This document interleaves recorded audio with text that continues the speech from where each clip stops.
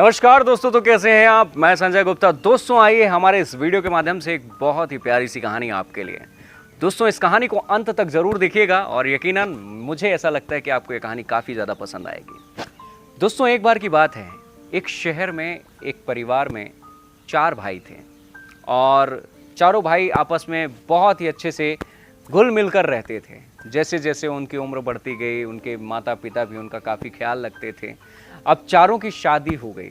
अब चारों की जब शादी हो गई, सबके अलग अलग परिवार बस गए, सब एक दूसरे से अलग अलग हो गए और दूर दूर जब रहने लगे, तब जो मम्मी पापा थे उनके, जिन्होंने उनको बड़ा किया, उनकी शादी की, अब वो भी काफ़ी ज़्यादा उम्र हो जाने की वजह से उतने मेहनत का काम नहीं कर पाते थे, घर में ही रहते थे।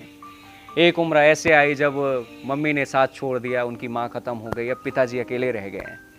अब पिताजी जब अकेले रह गए तो चारों भाई आपस में एक दूसरे से कटते थे कि पिताजी को कौन रखेगा, पिताजी को कौन रखेगा। और यह इस बात को लेकर काफ़ी ज़्यादा विवाद हो जाता था, भाइयों में आपसी विवाद हो जाता था कि नहीं, पिताजी को तुम रखोगे।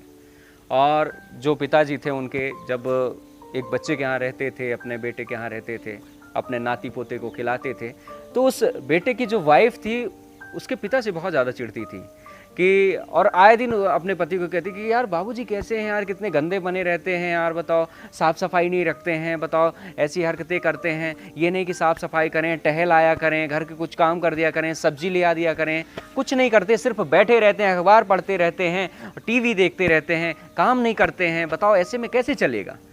तो जो उनका बेटा था अपनी पत्नी को कहता था कि हो गया, ठीक है बाबूजी हैं, रहने दो रहने दो रहने दो।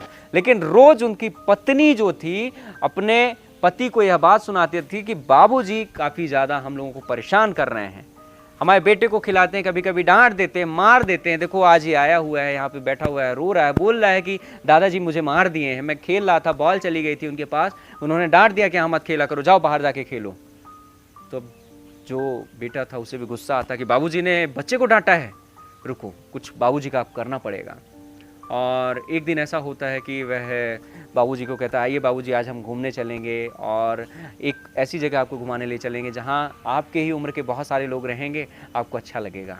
और किसी तरह वो बाबूजी को लेके जाता है, कार में बैठाता है, बाबूजी का पीछे सामान भी पैक करके रख दिया जाता है, बाबूजी को पता नहीं था। और बाबूजी को सीधा वृद्धाश्रम वह व्यक्ति ले जाता है और कुछ बड़े बुजुर्गों को दिखाता है कि देखिए बाबूजी, यह सब आपके उम्र के लोग हैं, कितने अच्छे लग रहे हैं ये लोग, मैं अगर चाहता कि आप इन लोगों के साथ अगर समय गुजारें तो आप काफ़ी खुश रहेंगे बाबूजी।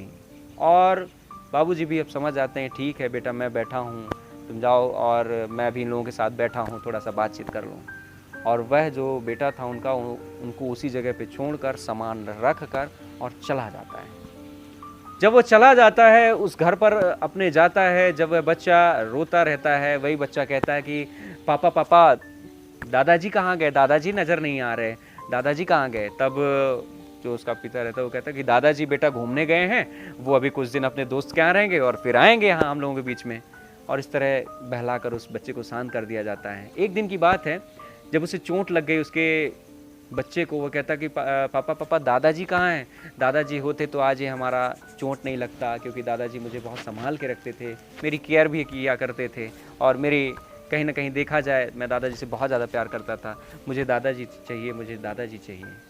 और सोचिए तब उस व्यक्ति के दिमाग में आता है कि यार यह घर काफ़ी सूना साना है। और एक दिन की बात है जब वही उनका बेटा जो कि छोटा था, वह खेलते कूदते कुएं के पास जाता है और कुएं में गिरने ही वाला होता है, लेकिन उस जगह पे बाबूजी का बांधा हुआ एक लकड़ी का टुकड़ा रखा होता है, जिसे वह बच्चा पकड़ लेता है और वह सुरक्षित बच जाता है। और इस बात को पति और पत्नी दोनों देख रहे थे, और जब उस बच्चे को तुरंत लाते हैं तो एकदम से डर से जाते हैं कि अगर आज बाबूजी की ये डोर बंधी लकड़ी नहीं रखी होती तो आज हमारा बच्चा इस कुएं में गिर जाता। तब उन्हें इस बात का पछतावा होता है कि बाबूजी जैसे भी थे, कुछ भी थे, हमारे लिए हमारे वो भगवान थे, जिसकी वजह से हमारा बेटा बच गया। नहीं, आज हमारा बेटा नहीं बचता और हम कहीं की नहीं रह जाते।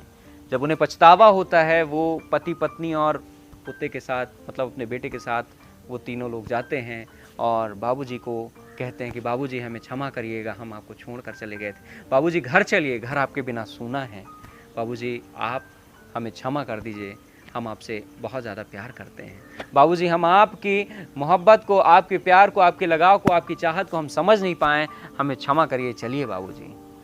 और जब वो पिता बोलता है कि कोई बात नहीं बेटा, तुमने अगर अपने गलती का पछतावा दिखा दिया तो मैं तुम्हें माफ़ करता हूँ, चलो। दोस्तों, यह एक छोटी सी कहानी हमें जीवन में बहुत बड़ी बात सिखाती है कि दुनिया में आप किसी को सम्मान दें या ना दें, अगर माँ बाप को सम्मान नहीं दिए तो आप दूसरों को भगवान भी बना दीजिए, आप एक सच्चे इंसान नहीं हो सकते।